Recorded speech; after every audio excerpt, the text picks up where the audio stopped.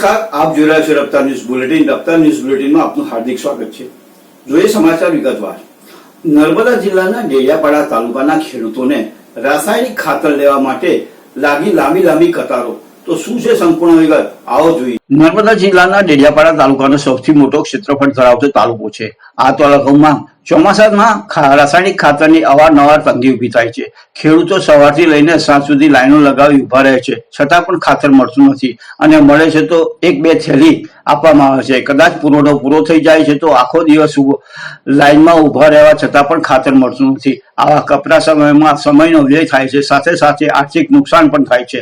જેના માટે જવાબદાર કોને ગણવા એ એક મોટો પ્રશ્ન ઉપસ્થિત થઈ રહ્યો છે. ગુજરાતમાં ખાતર માટે લાંબી કતારોમાં ઊભું રહેવું પડે અને દારૂ અને મહેફિલની ડિલિવરી થઈ જાય તો આ કેવું ગુજરાત? ડેડિયાપાડા તાલુકામાં લોકમુખે ચર્ચાઈ રહ્યું છે. આ ખાતરની કૃત્રિમ અછત બાબતે જનરલ લેવલ યુનિયન પ્રમુખ મલેક મિનહાજ એ તાલુકા પુરવઠા અધિકારીને સંબોધીને એક પત્ર પણ લખ્યો છે.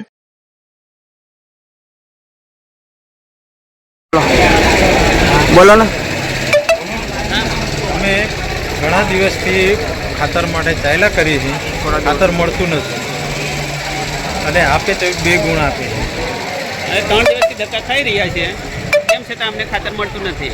હવે 3 દિવસથી આવીએ છીએ, ખાતર પૂરતા પ્રમાણ મળતું નથી.